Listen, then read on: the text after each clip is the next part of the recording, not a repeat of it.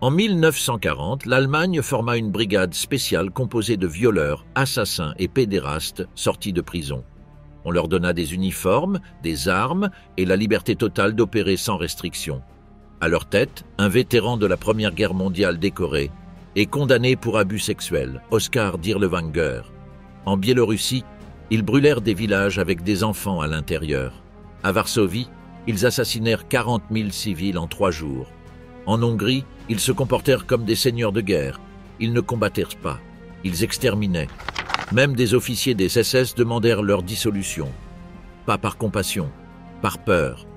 Pourquoi le régime nazi maintint cette unité pendant 5 ans, malgré son historique d'atrocité? Qui protégeait Dirlewanger, même après avoir massacré des hôpitaux, des églises et des orphelinats? Et comment cette brigade criminelle réussit-elle à échapper à la justice alors que l'Allemagne tentait de se reconstruire après la guerre? Le monstre du Reich, la naissance du boucher Dirlewanger. Au printemps de 1940, alors que l'Allemagne consolidait son emprise sur l'Europe, une étrange expérience militaire prenait forme sous la vigilante supervision de Heinrich Himmler. Dans le camp d'entraînement d'Oranienburg, à l'extérieur de Berlin, 80 hommes se tenaient en silence. Ce n'étaient pas des soldats ordinaires. C'étaient des braconniers, des criminels condamnés, extraits directement des prisons du Reich pour former une unité sans précédent dans l'histoire militaire moderne. À leur tête, un homme dont la biographie contenait déjà tous les éléments de la perversion qui caractériserait cette force, Oskar Paul Dirlewanger. Né en 1895 à Würzburg, en Bavière, Dirlewanger avait mené une vie marquée par des contrastes troublants. Ancien combattant décoré de la Première Guerre mondiale, porteur de la Croix de fer de première et deuxième classe, il était également docteur en sciences politiques, dont la thèse défendait une économie planifiée depuis une perspective nationaliste, anticipant des éléments clés de la future politique économique nazie. Cette dualité entre intellectuel et combattant cachait une troisième dimension plus perturbante, celle d'un prédateur sexuel et corrompu. Après la Grande Guerre, Dirlewanger trouva sa place dans les violents Freikorps qui combattaient les communistes et les radicaux de gauche dans la République naissante de Weimar.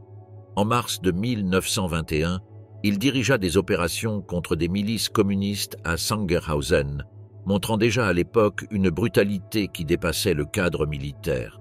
Parallèlement, il construisait une carrière dans le mouvement nazi émergent, rejoignant le NSDAP en 1923. Sa trajectoire subit un revers dévastateur en 1934, lorsqu'il fut arrêté et condamné pour abus sexuels sur une mineure de 14 ans, volontaire de la Croix-Rouge.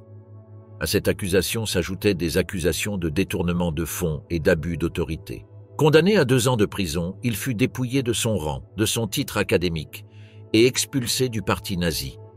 Pour tout autre, cela aurait été la fin. Mais Dirlewanger comptait sur des alliés puissants.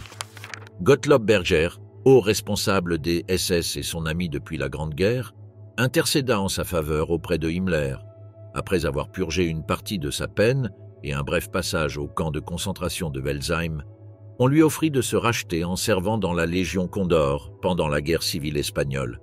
En Espagne, loin du regard public, Dirlewanger révéla sa véritable nature. Les accusations de viol et de meurtres arbitraires n'arrêtèrent pas sa réhabilitation. Au contraire, à son retour, il fut réintégré dans le parti nazi, son rang militaire restauré et intégré au système comme un combattant précieux. La jeunesse du Sonderkommando Dirlewanger répondait à une nécessité stratégique fusionnée avec une vision idéologique perverse. Le Reich avait besoin de combattre les partisans dans les forêts de l'Est européen. Pour ce faire, Himmler proposa de recruter des braconniers, des hommes ayant de l'expérience dans le pistage et le maniement des armes en milieu forestier. Le fait qu'ils soient des criminels n'était pas un obstacle, mais dans la logique tordue nazie, un avantage. Dans l'imaginaire romantique de Himmler, ces braconniers représentaient l'Allemand arien indomptable, solitaire, autonome, résistant aux normes de la société dégénérée. Leur criminalité était interprétée comme une preuve de leur nature ingouvernable qui pouvait être canalisée vers des fins idéologiques. Dirlewanger, avec sa combinaison de brutalité, d'intelligence et de loyauté fanatique, était le candidat parfait pour les diriger. Ainsi naquit une unité qui révolutionnerait les concepts traditionnels de crimes de guerre. Il ne s'agissait pas de soldats réguliers qui, dans certaines circonstances, commettaient des atrocités. C'était une force expressément conçue pour recruter des criminels, leur donner des uniformes et des armes, et diriger leurs pulsions antisociales contre les ennemis du Reich.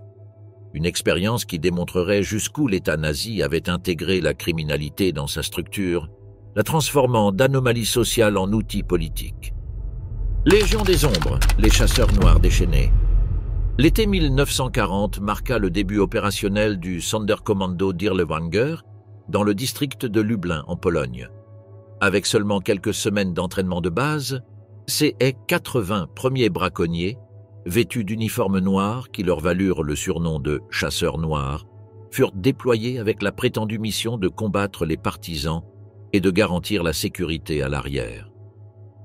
Cependant, dès le début, ils opérèrent sous des règles différentes de celles de toute autre unité militaire conventionnelle. Le profil de ces recrues initiales était hétérogène. Certains n'étaient que de simples paysans appauvris qui avaient chassé illégalement pendant la Grande Dépression. D'autres avaient des antécédents plus sombres, agressions, vols à main armés, homicides lors de rixes. Ce qui les unissait, c'était leur familiarité avec les armes à feu et leur connaissance du terrain boisé, des compétences théoriquement précieuses pour la chasse aux partisans. Les rapports officiels de cette première période révèlent une divergence significative entre la mission déclarée et la réalité. Au cours de leurs premiers mois à Lublin, il n'y eut pas d'affrontement documenté avec des partisans ni de pertes suggérant des combats réels.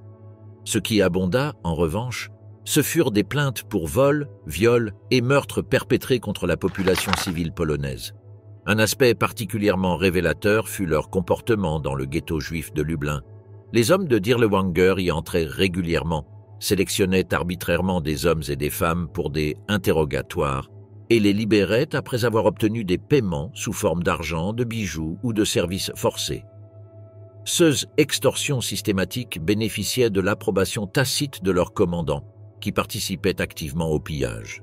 Les plaintes parvinrent jusqu'aux officiers supérieurs des SS de la région, qui demandèrent leur retrait. En janvier 1942, l'unité fut officiellement transférée en Biélorussie, bien que Dirlewanger ait délibérément retardé le départ pour poursuivre ses activités prédatrices. Loin d'être punie, l'unité fut élargie. Himmler, impressionné par son efficacité, autorisa l'incorporation de nouveaux recrues avec des profils encore plus troublants. Un ordre permettant le recrutement de prisonniers condamnés pour des crimes graves tels que viol, meurtre, pédérastie, incendie volontaire et crimes sadiques fut émis. Des membres d'unités disciplinaires de la Wehrmacht et des SS, des hommes expulsés de leurs unités d'origine pour des infractions graves, furent également intégrés. Entre 1942 et 1943, la composition du Sonderkommando subit une métamorphose radicale. Les braconniers d'origine furent progressivement remplacés par des criminels violents, des sociopathes et des malades mentaux. L'unité grossit jusqu'à dépasser 300 hommes, organisés en compagnie avec une structure militaire formelle, bien que leur discipline interne restât chaotique. À ces Allemands s'ajoutèrent des auxiliaires recrutés dans les territoires occupés, principalement ukrainiens et russes, dont beaucoup étaient d'anciens prisonniers soviétiques qui préféraient collaborer plutôt que de mourir dans les camps. Le résultat était une force hybride unique dans les annales militaires, une amalgame de prédateurs sous uniforme dirigée par un commandant qui exerçait son autorité au moyen d'une combinaison de terreur interne et de complicité dans les excès externes. Les punitions pour indiscipline étaient sévères, souvent mortelles, mais simultanément, les abus contre les civils étaient encouragés. Cette dualité créait une culture perverse, brutalité vers l'extérieur, obéissance vers l'intérieur, et la promesse implicite d'impunité pour les crimes adéquatement dirigés. La transformation du Sonderkommando Dirlewanger témoignait de la dégénérescence morale du Troisième Reich. Un régime qui se proclamait défenseur de la pureté raciale et de l'ordre avait délibérément créé une unité composée des éléments qui, selon sa propre idéologie, représentaient la dégénérescence sociale. Cette contradiction apparente se résolvait dans la pratique, Ces hommes étaient utiles précisément parce qu'ils étaient disposés à exécuter des tâches que les soldats conventionnels trouvaient moralement répugnantes. Pour le début de 1942, cette force anomale était prête à être déployée dans l'épicentre de la guerre d'anéantissement nazi, le front de l'Est. Enfer vert, Biélorussie en flammes. La Biélorussie, avec ses vastes forêts et marais, est devenue le théâtre idéal pour la guerre irrégulière qui définirait le Sonderkommando Dirlewanger. Ce territoire, annexé après l'invasion soviétique de 1941, abritait une résistance partisane croissante composée de soldats de l'armée rouge ayant échappé à la capture, de juifs ayant fui les ghettos et de paysans locaux radicalisés par la brutalité de l'occupation. Au début de 1942, les autorités allemandes estimaient la présence d'environ 23 000 partisans actifs dans la région, une menace significative pour les lignes d'approvisionnement du groupe d'armées centre. La réponse allemande a transcendé tout concept conventionnel de contre-insurrection. Il ne s'agissait pas de neutraliser des combattants ennemis, mais de dévaster leur base de soutien par une politique de terre brûlée sans précédent. Entre janvier 1942 et août 1944, le Sonderkommando a participé à au moins 55 grandes opérations antipartisanes, incluant l'opération Bamberg, avril 1942, l'opération Erntefest, automne 1943, et l'opération Cottbus, mai 1943. Chacune représentait un chapitre distinct dans l'échelle de brutalité. La mécanique opérationnelle s'est affinée pendant cette période. Des zones entières étaient désignées comme territoires partisans, et tous les villages à l'intérieur de ce périmètre devenaient des cibles légitimes. Les troupes avançaient méthodiquement, encerclant chaque localité. Les habitants étaient rassemblés sur la place centrale et soumis à une sélection rudimentaire. Les jeunes hommes et les femmes célibataires étaient séparés pour être déportés comme main-d'œuvre forcée. Le reste, personnes âgées, enfants, mères avec bébés, étaient souvent exécutés sur place ou enfermés dans des bâtiments communaux qui étaient ensuite incendiés. L'opération Cottbus illustre la magnitude de ces actions. En mai 1943, plus de 20 000 morts ont été signalés. Une analyse ultérieure des rapports officiels révèle qu'à peine 500 armes ont été récupérées, indiquant que moins de 5% des victimes auraient pu être des combattants. Dans un seul district, des fosses communes contenant plus de 1200 corps ont été trouvés, principalement des femmes, des personnes âgées et des enfants. Le Sonderkommando a développé des techniques spécifiques qui le distinguaient même dans ce contexte de brutalité généralisée. Une stratégie particulièrement atroce était sa méthode pour dégager les champs minés. Des groupes de civils capturés étaient reforcés de marcher en ligne sur un terrain suspect, provoquant des explosions qui ouvraient la voie pour les troupes. Dans une opération documentée, cette technique a causé la mort d'environ 3000 personnes en seulement 3 jours. L'inhumanité a atteint des niveaux qui perturbaient même des observateurs habitués aux atrocités du front de l'Est. Un rapport interne de 1943 documente comment, dans le village de Borki, après avoir exécuté les adultes, les enfants ont été rassemblés dans la cour de l'école. Au lieu d'utiliser des munitions, les membres du Sonderkommando les ont tués en les frappant avec la crosse de leur fusil et en écrasant leur crâne contre des murs. Lorsque certains soldats ont montré de la réticence, Dirlewanger a personnellement démontré la technique appropriée, brisant le cou d'un enfant de ses propres mains. Les chiffres officiels de cette période sont effrayants. Dans des rapports à Himmler datés de juin 1943, Dirlewanger affirmait que son unité avait éliminé 15 000 ennemis en 15 mois, avec seulement 92 pertes propres. Cette disproportion, loin de susciter des soupçons, a été célébrée comme une preuve d'efficacité opérationnelle. La brutalité extrême a commencé à générer des inquiétudes au sein même de l'appareil nazi, non pas pour des considérations humanitaires, mais pour sa contre-productivité stratégique. Le commissaire général allemand de Minsk a envoyé une lettre extraordinaire au haut commandement des SS à la fin de 1943, où il dénonçait que les méthodes du Sonderkommando étaient dignes de la guerre de 30 ans et étaient radicalisant la population locale et la poussant dans les bras des partisans.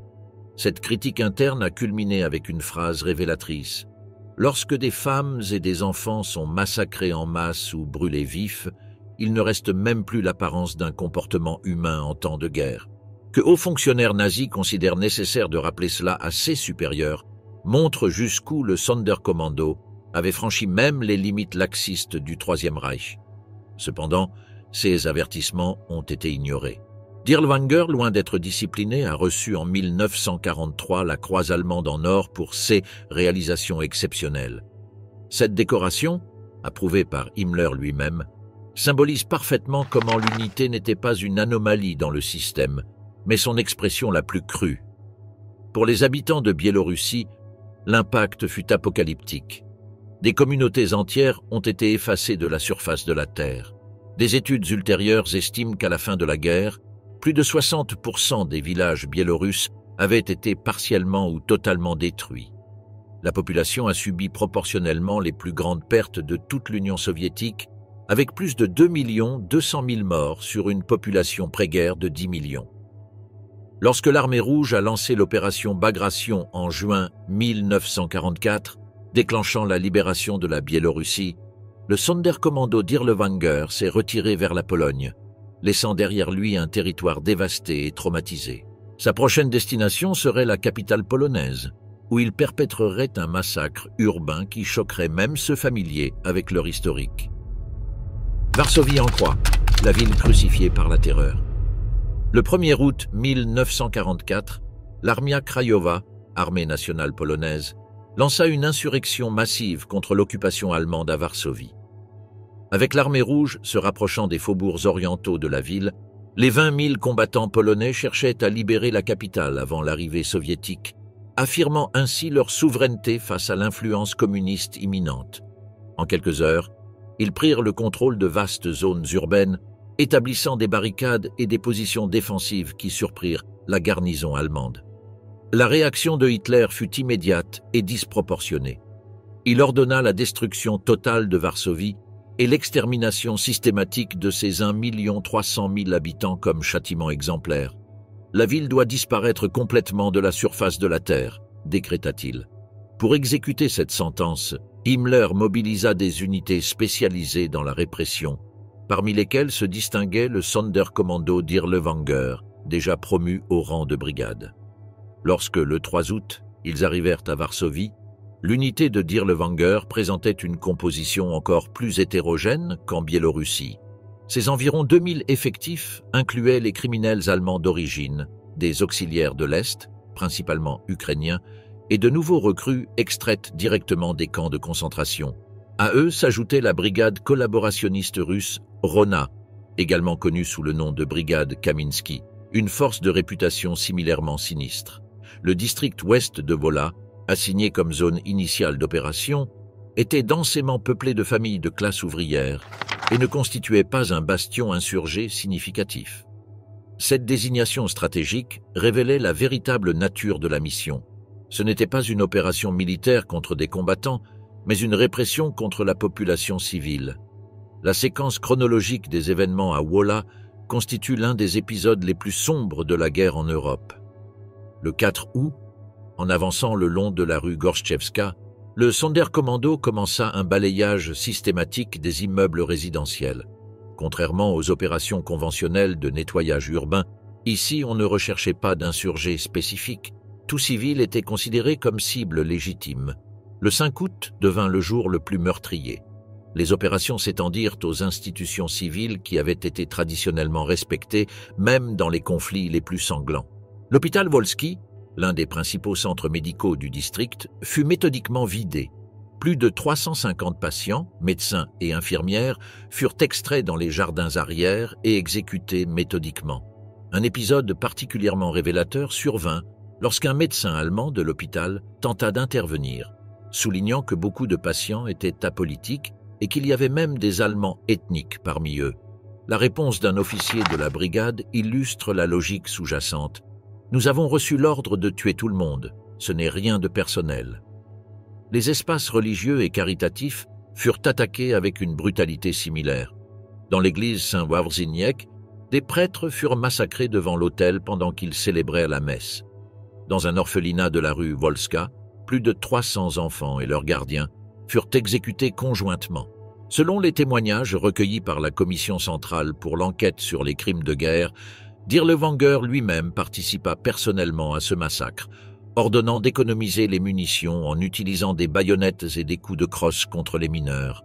Le 41 rue Wolska devint symbole de cet effroi. Un immeuble d'appartements où s'étaient réfugiés des centaines de femmes et d'enfants fut aspergé d'essence et incendié. Des tireurs embusqués placés stratégiquement abattaient ceux qui tentaient de s'échapper par les fenêtres ou les balcons. Des témoins décrivirent comment des soldats buvaient de la vodka tout en observant la conflagration, faisant des paris sur combien de personnes réussiraient à sauter avant d'être abattues. Wanda Trachik-Stawska, combattante de la résistance et témoin oculaire, offrit l'un des témoignages les plus frappants. « Nous entendions des cris, puis des tirs, puis le silence, et encore des cris, tout le jour. Il y avait des enfants brûlés dans leur berceau, une mère avec son bébé fusillé à la porte de chez elle. Ce n'était pas la guerre, c'était une exécution massive. En seulement 72 heures, entre le 5 et le 7 août, uniquement dans le district de Wola, on estime qu'entre 30 000 et 40 000 civils moururent. Cette concentration temporelle place le massacre parmi les plus intenses et efficaces de la guerre, comparable en ampleur aux premières phases de l'Holocauste, mais exécuté avec des moyens encore plus primitifs et personnels. La férocité déployée à Wola suscita de l'inquiétude même parmi les hautes sphères nazies, bien que de nouveau pour des raisons pragmatiques plutôt que morales. Des documents des archives fédérales allemandes révèlent qu'Himmler ordonna une surveillance interne du Sonderkommando, craignant que ses membres, enivrés par la violence déchaînée, ne deviennent incontrôlables ou n'attaquent d'autres unités allemandes. Un cas documenté montre cette tension. Lorsqu'un groupe de médecins militaires allemands tenta d'évacuer des patients de l'hôpital de la Sainte-Trinité, ils furent menacés par des soldats de Dirlewanger qui leur pointèrent des mitrailleuses dessus en exigeant leur retrait afin de pouvoir nettoyer le bâtiment. Seule l'intervention d'un officier supérieur des SS évita un affrontement entre troupes allemandes. Un autre indicateur de l'exceptionnalité de ces événements fut la réaction de la Wehrmacht conventionnelle. Un commandant de char assigné au secteur nord de Varsovie écrivit dans son journal « J'ai combattu en Pologne, en France et en Russie. J'ai vu mourir et j'ai tué. Mais ce qui se passe à Wola n'est pas la guerre. C'est quelque chose dont nous n'avons même pas de nom adéquat en allemand. » Paradoxalement, alors que cela générait de l'inquiétude interne, la performance du Sonderkommando à Varsovie fut officiellement célébrée par les plus hautes instances du Reich. Le 30 septembre 1944, en pleine opération, Dirlewanger reçut la croix de chevalier de la Croix de Fer, l'une des décorations militaires les plus prestigieuses, avec la justification officielle de sa détermination exceptionnelle à écraser l'insurrection. Cette contradiction met en évidence la schizophrénie morale du régime, tandis que certains secteurs reconnaissaient la contre-productivité stratégique et même l'inhumanité de telles méthodes, la hiérarchie nazie les validait officiellement, envoyant un message sans équivoque sur quel type de conduite méritait récompense. Après la phase initiale à Wola, la brigade Dirlewanger se déplaça vers le centre historique de Varsovie, participant à des combats maison par maison contre les insurgés polonais jusqu'à la capitulation finale le 2 octobre. Pendant ces semaines, ces méthodes continuaient de se distinguer par des extrêmes de brutalité. Ils utilisaient des civils comme boucliers humains, exécutaient systématiquement des prisonniers et employaient des techniques de torture comme méthode d'interrogatoire. Le coût pour l'unité fut considérable. Des environ 2000 effectifs initiaux, moins de 700 restaient opérationnels à la fin de l'insurrection. Ils avaient subi plus de 2000 pertes entre morts, blessés et disparus, ce qui impliquait une rotation complète du personnel. Ce taux élevé de pertes, cependant, n'atténua pas leur brutalité ni n'altéra leur méthode. Lorsque le dernier foyer de résistance polonaise capitula, Varsovie gisait en ruine. Plus de 200 000 civils étaient morts, la plupart exécutés dans des massacres systématiques. La ville historique, avec plus de 8 siècles d'existence, avait été méthodiquement détruite, quartier par quartier, monument par monument. Des équipes spéciales de démolition complétèrent ce que les bombes et le feu avaient commencé. 85% des structures urbaines furent réduites en décombres, transformant Varsovie en la capitale européenne la plus dévastée de la guerre. Le massacre de Wola et la destruction subséquente de Varsovie transcendent la catégorie conventionnelle de crimes de guerre. Ils représentent un paradigme de ce que le philosophe Giorgio Agamben appellerait plus tard « état d'exception », la suspension totale de l'ordre juridique et moral, où toute atrocité devient possible parce que le souverain a décrété que certaines vies humaines sont complètement dépourvues de valeur.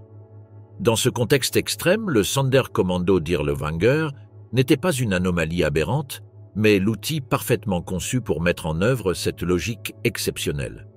Ses membres, déjà situés en dehors des normes sociales conventionnelles en raison de leurs antécédents criminels, devenaient des exécutants idéaux d'une politique qui avait transcendé toutes les limites de la civilisation occidentale. La fraternité des ténèbres, l'internationale de l'horreur. Tandis que la brigade Dirlewanger ravageait Varsovie avec une férocité qui choquait même des officiers nazis, quelque chose de plus profond se passait dans l'ombre de l'histoire. Ce Sonderkommando, à l'origine composé de braconniers et de criminels allemands, s'était transformé en un organisme transnational de violence, où l'idéologie, le sadisme et l'utilité pragmatique convergeaient sans friction.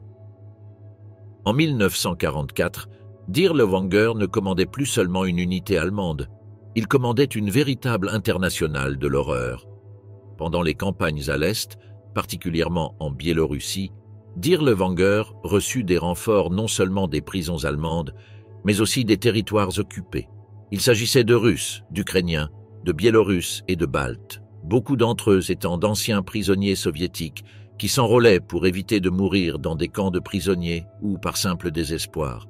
Ces incorporations n'étaient pas idéologiques, mais des transactions de survie. On intégra également d'anciens collaborateurs de la brigade Rona, russes, une unité infâme pour sa brutalité contre les civils, en particulier les femmes. À Varsovie, ils combattirent aux côtés des hommes de Dirlewanger pendant le massacre du district de Wola. Leur réputation était telle que même les Allemands évitaient d'opérer près d'eux. Certains témoignages parlent de soldats des deux unités rivalisant dans des actes de sadisme, comme si la barbarie avait perdu toute référence militaire. Un aspect peu documenté mais crucial fut la présence de femmes dans l'environnement de la brigade. Bien qu'elles ne combattaient pas formellement, certaines participaient comme informantes, infirmières ou collaboratrices sexuelles forcées. Dans certains CA, on rapporta même des actes actifs de brutalité de la part de collaboratrices civiles. Un kéas enregistré par la Commission polonaise des crimes de guerre décrit une femme ukrainienne qui accompagnait Dirlewanger à Varsovie et qui fut vue en train de frapper des enfants avec une chaîne après les interrogatoires. Une autre infirmière allemande, temporairement rattachée à l'unité, fut témoin de femmes collaboratrices marquant avec du rouge à lèvres les portes des appartements juifs cachés pour faciliter les rafles. Dans l'écosystème moralement inversé de la brigade, ces figures féminines ne humanisèrent pas la violence. Elles l'intégraient, l'amplifiaient et, dans certains CA, l'institutionnalisaient comme partie du contrôle absolu sur les corps étrangers. La brutalité du Sonderkommando Dirlewanger ne se limitait pas aux ennemis extérieurs. Sur de nombreux fronts, le seul nom de l'unité était utilisé par des officiers d'autres formations comme menace pour discipliner des soldats insubordonnés. Des phrases comme « Si tu n'obéis pas, je t'envoie chez Dirlewanger » circulaient dans les bataillons de la Wehrmacht et des Waffen-SS comme une sorte de châtiment exemplaire. Le haut commandement le savait. Himmler, loin de s'y opposer, considérait que la peur de finir parmi les bêtes était utile pour maintenir l'obéissance. On documenta même des transferts disciplinaires. Des soldats qui commettaient des fautes graves étaient envoyés temporairement chez Dirlewanger, non pas comme punition mais comme épreuve de feu, pour se racheter par la brutalité. Le Sonderkommando opérait comme une structure presque autonome au sein de la machinerie nazie. Des rapports internes révèlent que l'unité avait son propre système de pillage, d'échange de faveurs et de châtiments internes. Les châtiments pouvaient inclure des exécutions publiques pour désobéissance, tandis que les récompenses incluaient de l'alcool, du temps libre et des femmes captives. Cette structure parallèle d'autorité fut tolérée, voire promue, par des figures comme Gottlob Berge, mentor de Dirlewanger et haut-officier des SS, qui évita de multiples tentatives de dissolution de la part de commandants locaux à l'armée. Pour Berger, le Sonderkommando était un outil utile. Personne d'autre ne se proposait pour faire ce qu'il faisait. À mesure que les atrocités du Sonderkommando devenaient connues, Les Soviétiques les exploitèrent dans leur propagande de guerre. Ils larguèrent des tracts depuis les airs dans les zones occupées par les Allemands, dénonçant les crimes commis par Dirlewanger. Radio Moscou diffusait des témoignages de paysans biélorusses, d'enfants survivants de massacres, et des récits de soldats de l'armée rouge qui avaient découvert des fosses communes. Même sur les fronts où Dirlewanger n'avait pas agi directement, son nom était invoqué comme symbole de l'ennemi absolu. Les Soviétiques comprirent rapidement que ce genre d'horreur n'avait pas besoin d'être inventé ni exagéré, il suffisait de le nommer. En Pologne, le terme « Dirlewangerzy » devint synonyme de démons ou fantômes assassins. C'était la représentation de la peur irrationnelle, une bande d'hommes sans âme qui apparaissaient de nulle part pour brûler des villages, violer, tuer et disparaître. Ce chapitre dans l'histoire du Sonderkommando Dirlewanger montre clairement qu'il ne s'agissait pas simplement d'une unité monstrueuse, mais d'une synthèse parfaite du Troisième Reich dans sa phase terminale, un appareil qui combinait idéologie, crimes communs, impunité et utilité politique. Le régime ne permit pas seulement son existence, il en fit un modèle, la protégea et la célébra. Il lui accorda des décorations, augmenta son rang et l'étendit malgré les protestations internes. Le crime s'institutionnalisa non pas comme exception mais comme méthode opérationnelle. Et pire encore, il fut exporté, diversifié et intégré à travers nationalités, langues et frontières. Dirlewanger ne dirigeait pas simplement une unité criminelle. Il dirigeait un écosystème de brutalité légalisée, une symphonie de dégénérescence soigneusement orchestrée par l'État nazi. De Slovaquie à Hongrie, la dernière campagne de l'horreur. À la mi-octobre 1944, avec les cendres de Varsovie encore chaudes, le Sonderkommando Dirlewanger reçut de nouveaux ordres. Se déplacer en Slovaquie pour écraser une autre insurrection. L'insurrection nationale slovaque, commencée le 29 août, représentait un autre défi à l'ordre nazi en Europe centrale. À ce moment-là, l'unité avait subi des transformations fondamentales qui reflétaient la décomposition générale du Reich. La composition interne du Sonderkommando ne correspondait plus à sa configuration originale. Les braconniers allemands qui avaient constitué son noyau initial avaient été majoritairement remplacés. Ce qui restait était un mosaïque humain déconcertant. Criminels allemands vétérans, auxiliaires slaves, prisonniers extraits des camps de concentration, y compris communistes, juifs utiles et opposants politiques, soldats punis pour indiscipline grave et même déserteurs du front de l'Est à qui on offrait cette alternative à l'exécution sommaire. Cette extrême hétérogénéité transformait le Sonderkommando en un microcosme de l'univers concentrationnaire nazi, bourreaux et victimes forcées de coexister dans une unité militarisée où la seule constante était la violence, tant interne que projetée vers l'extérieur. Un rapport interne des SS daté de novembre 1944 capturait cette essence. L'unité présente une composition instable et dangereusement volatile. Certains hommes suivent les ordres par peur, d'autres par promesse de clémence et beaucoup simplement par instinct prédateur. Le cadre opérationnel en Slovaquie différait significativement des scénarios précédents. Le pays, formellement indépendant sous le gouvernement collaborationniste de Joseph Tiso, n'avait pas connu le même niveau d'occupation directe que la Pologne ou la Biélorussie. L'insurrection dirigée par le Conseil national slovaque incluait depuis des nationalistes modérés jusqu'à des partisans communistes et avait réussi à contrôler de vastes zones montagneuses du centre du pays. La réponse allemande fut disproportionnée. Le Sonderkommando, avec des unités régulières des SS et de la Wehrmacht, déploya dans la région de Banská Bystrica les techniques de contre-insurrection développées à l'Est, mais adaptées aux nouveaux terrains montagneux. Les villages soupçonnés de collaborer avec les partisans étaient systématiquement vidés. Les hommes en âge de combattre étaient déportés comme main-d'œuvre forcée, les biens pillés et fréquemment les bâtiments incendiés après le départ des troupes. La localité de Brezno, située dans les mondes métallifères, exemplifie cette méthodologie. Après des escarmouches avec des partisans dans les forêts avoisinantes, le Sonderkommando entra dans le village et rassembla plus de 400 habitants sur la place centrale.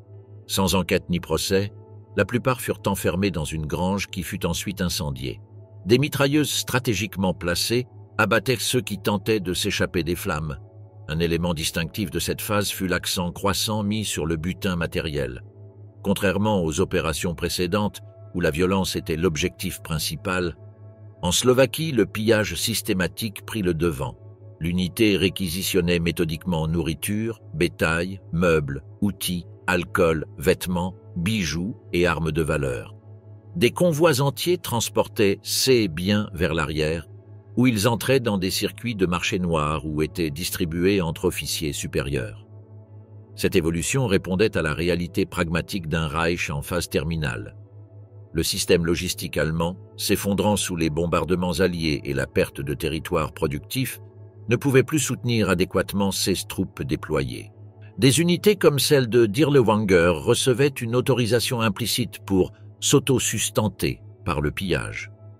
Le commandant lui-même institutionnalisa cette pratique, créant un système interne de bons de pillage qui récompensait les soldats les plus entrepreneurs avec un accès prioritaire à l'alcool, des femmes captives ou des exemptions de garde nocturne. La corruption interne atteignit des niveaux qui menaçaient la fonctionnalité de base de l'unité. Des officiers vendaient des prisonniers comme esclaves à des propriétaires terriens collaborationnistes.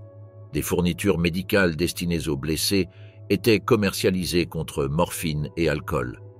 Dirlewanger lui-même participait activement à ces affaires, accumulant un petit trésor personnel comprenant bijoux, montres et pièces d'or extraites des victimes. Un témoignage particulièrement révélateur provient d'un médecin militaire des Waffen-SS temporairement rattaché à l'unité. Ce n'étaient pas des soldats, c'étaient des hyènes. Ils s'enivraient chaque nuit avec de l'alcool volé. Ils jouaient à la roulette russe avec les prisonniers. Un sous-officier a jeté une grenade dans une cellule pour s'amuser. Un autre vendait des femmes captives contre du tabac. Quand j'ai essayé de traiter des civils blessés, j'ai été menacé avec une arme. Pour la fin de novembre, l'insurrection slovaque avait été majoritairement écrasée.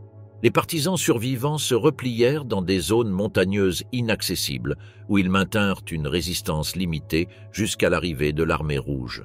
Le Sonderkommando, considéré comme réussi dans sa mission malgré le chaos interne, reçut de nouveaux ordres, se déployer en Hongrie, où la situation militaire se détériorait rapidement. La Hongrie présentait un scénario radicalement différent. Il ne s'agissait plus d'opérations antipartisanes en environnements ruraux ou de répression urbaine, mais d'un front conventionnel où l'armée rouge avançait méthodiquement vers Budapest.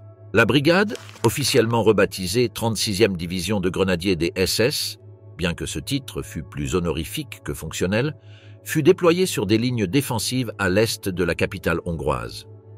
Ce contexte militaire conventionnel exposa brutalement les déficiences militaires de l'unité. SS membres, adaptés à la violence contre des populations sans défense, manquaient de formation, discipline et équipement nécessaires pour affronter des troupes régulières soviétiques. Les premières rencontres aboutirent à des défaites écrasantes, avec des pertes matérielles et humaines disproportionnées. La réponse de nombreux membres fut prévisible. Désertion. Ils abandonnaient leur position pendant la nuit, souvent emportant armes et fournitures, pour tenter de rejoindre des zones contrôlées par les Occidentaux où ils espéraient un traitement plus clément que celui réservé aux criminels des SS. D'autres ignoraient simplement les ordres de combat, se consacrant exclusivement au pillage de villages hongrois à l'arrière. Un phénomène particulièrement révélateur fut l'apparition de ceux que des rapports internes appelaient des « seigneurs de guerre », petits groupes de déserteurs qui, encore vêtus des uniformes des SS, établissaient des zones de contrôle dans des régions rurales où ils se comportaient comme des bandits féodaux, exigeant des tributs aux paysans en échange de protection contre d'autres pillards. La situation devint tellement ingérable que le haut commandement allemand relégua l'unité à des fonctions secondaires, protection des voies ferrées, garde des dépôts logistiques et occasionnellement opérations punitives contre les déserteurs d'autres unités. Même dans ces tâches relativement simples, leur performance était catastrophique. Une lettre interceptée par le contre-espionnage allemand, écrite par un officier régulier de la Wehrmacht stationné près de Budapest, synthétisait le sentiment général. Je crains plus la brigade Dirlewanger que les soviétiques eux-mêmes. Là où ils passent, ils laissent une traînée de destruction qu'aucun bombardement ennemi ne peut égaler. Ils ont tué plus de civils hongrois que de soldats russes abattus. Ils n'obéissent à personne, pas même à leurs propres officiers. En décembre 1944, avec Budapest pratiquement encerclée par les forces soviétiques, l'unité était en pleine décomposition organique. Les désertions massives, l'alcoolisme endémique, l'indiscipline chronique et les fréquents affrontements internes pour le partage du butin avaient réduit leur efficacité militaire à des niveaux insignifiants. Dirlewanger lui-même, conscient que la guerre était perdue, avait commencé à préparer son évasion personnelle. Des documents capturés après la guerre révèlent qu'il avait accumulé de fausses identités, établi des contacts avec des réseaux d'évasion et transféré une partie de son butin personnel à des intermédiaires en Suisse et en Espagne. Sa loyauté fanatique au nazisme, si elle avait jamais existé sincèrement, avait été remplacée par l'instinct basique de survie. Cette phase terminale en Hongrie expose une dimension souvent ignorée de l'effondrement nazi, la désintégration non seulement de ses structures militaires et logistiques, mais aussi de son appareil moral et idéologique. La brigade Dirlewanger, dépouillée de tout prétexte politique ou militaire, était réduite à son essence fondamentale. Une bande de criminels en uniforme, symbole parfait d'un régime qui avait institutionnalisé le crime comme méthode de gouvernement. Effondrement final, le dernier ordre de l'enfer. Février 1945 marqua la dernière métamorphose officielle du Sonderkommando Dirlewanger. Dans un acte presque surréaliste compte tenu de la réalité militaire allemande, l'unité fut formellement élevée au rang de 36e division de grenadiers des SS. Cette promotion reflétait la fantaisie bureaucratique d'un régime qui continuait à émettre des nominations grandioses, alors que son territoire se réduisait quotidiennement sous l'avancée alliée. La composition humaine de cette division dans ces derniers mois constitue peut-être l'exemple le plus extrême de la perversion structurelle nazie. Aux côtés des rares criminels d'origine qui survivaient encore, marchaient désormais sous la même bannière leurs anciennes victimes, prisonniers politiques antifascistes, communistes, juifs sélectionnés pour leurs compétences utiles, homosexuels, témoins de Jéhovah et autres groupes persécutés systématiquement pendant 12 ans de nazisme. Cette fusion forcée de bourreaux et de victimes créait des situations d'une ironie tragique. Des scientifiques juifs obligés de développer des explosifs improvisés, des communistes allemands transmettant des ordres d'officiers des SS, des intellectuels pacifistes transportant des munitions pour des criminels violents. C'était une allégorie vivante de la décomposition morale du Troisième Reich. À la fin de février, un événement crucial accéléra la dissolution effective de l'unité. Dirlewanger fut grièvement blessé lors d'une escarmouche près de Brandebourg, aux abords de Berlin. Une balle soviétique traversa son poumon gauche, nécessitant son évacuation vers un hôpital militaire à l'arrière. Le commandement fut temporairement transféré au SS-Brigadeführer Fritz Schmeitz, officier régulier sans expérience préalable avec cette formation particulière. Sans la présence intimidante de Dirlewanger, le fragile équilibre interne s'effondra rapidement. Les sous-officiers vétérans, conscients qu'ils seraient traités comme criminels de guerre s'ils étaient capturés, intensifièrent leurs préparatifs de fuite. Les recrues forcées cherchaient toute opportunité pour déserteurs. Les auxiliaires slaves, sachant que leurs compatriotes les considéreraient comme traîtres, tentaient de se débarrasser de leurs uniformes et insignes identificateurs. Pour compliquer la situation, l'unité fut fragmentée et distribuée dans différents secteurs du front de l'Est, principalement dans la région de Brandebourg, dernière barrière défensive avant Berlin. Dans ces positions, ils livrèrent des combats désespérés contre l'avancée soviétique irrésistible, subissant des pertes massives face à un ennemi infiniment supérieur en nombre, équipement et motivation. Un rapport de l'état-major allemand daté du 24 mars 1945 offre une évaluation brutale de leurs valeurs combatives. La 36e division manque de cohésion tactique, de discipline de base et de volonté de combat. Ces unités abandonnent des positions sans ordre, consomment des munitions de manière inefficace et ne maintiennent pas de communication fiable avec les commandements supérieurs. Son seul potentiel d'utilité est comme force de choc dans des attaques suicides. À la mi-avril, avec Berlin encerclé par l'armée rouge, les restes dispersés de l'ancienne brigade Dirlewanger furent incorporés à la défense désespérée de la capitale. Réduits à quelques centaines d'effectifs, ces groupes incohérents combattirent dans les secteurs sud et central de la ville, mélangés à des unités du Volkssturm, milice populaire, des détachements des jeunesses hitlériennes et les derniers bataillons des Waffen-SS. Les documents décrivant ces jours finaux dépeignent des scènes chaotiques. Certains membres, particulièrement ceux enrôlés de force, tentaient désespérément de se mêler à la population civile, abandonnant uniformes et documentation militaire. D'autres, sachant que leur historique les condamnait indépendamment de l'uniforme, combattaient avec une détermination suicidaire, préférant mourir au combat que faire face à la justice alliée ou soviétique. Un groupe particulièrement fanatique établit des positions défensives dans les ruines du ministère de la Propagande, où ils résistèrent plusieurs jours sous un feu intense d'artillerie. Lorsque les forces soviétiques assaillirent finalement le bâtiment le 1er mai, ils découvrirent une scène macabre. Outre les défenseurs tués au combat, ils trouvèrent de nombreux corps avec des blessures par balles à la tête, témoignant d'un suicide collectif face à la capture imminente.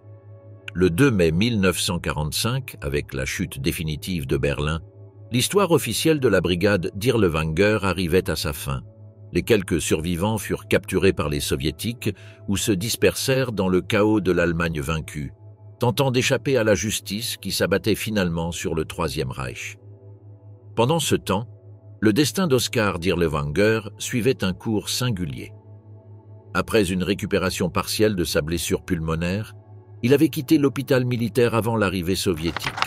Pendant des semaines, il se déplaça dans l'Allemagne occupée en utilisant de faux papiers au nom de Heinrich Anger, un prétendu réfugié de Silésie.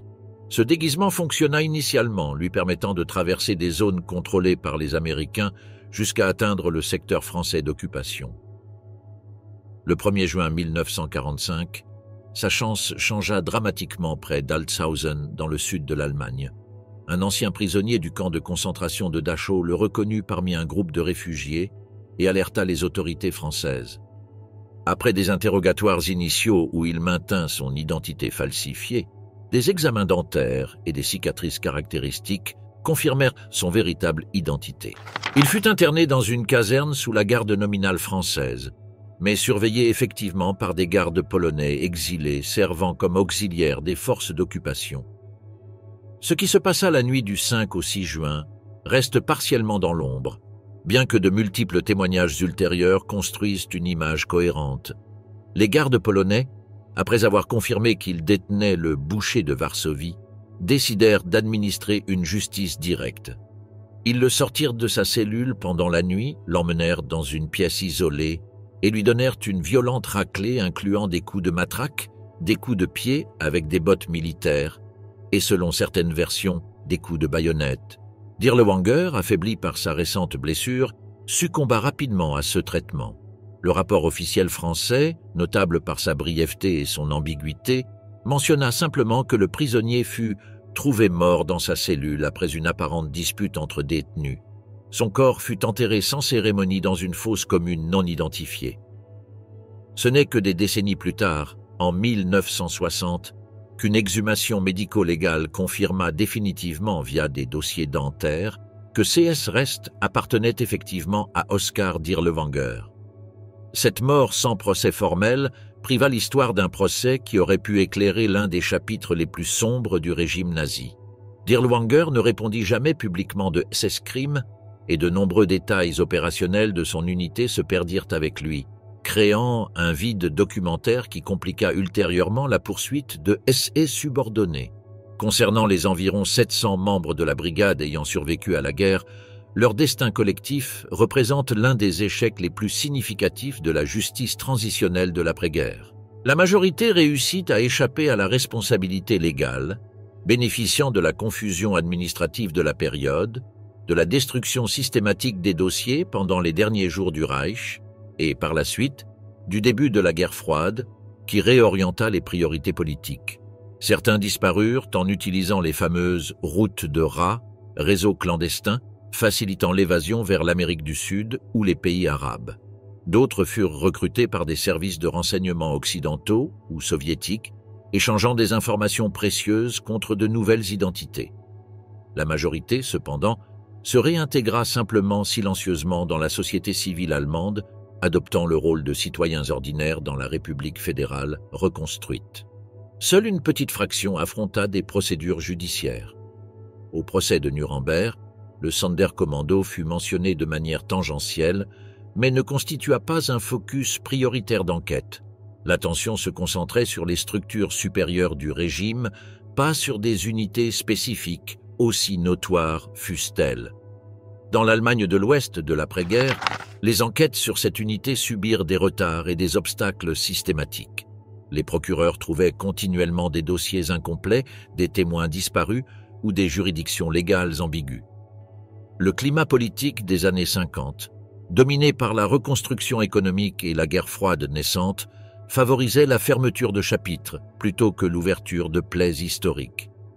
La République démocratique allemande, Allemagne de l'Est, montra un intérêt plus marqué pour ces crimes, publiant en 1960 un rapport étendu intitulé « Les bourreaux de Varsovie », où les atrocités étaient documentées minutieusement et les auteurs survivants identifiés.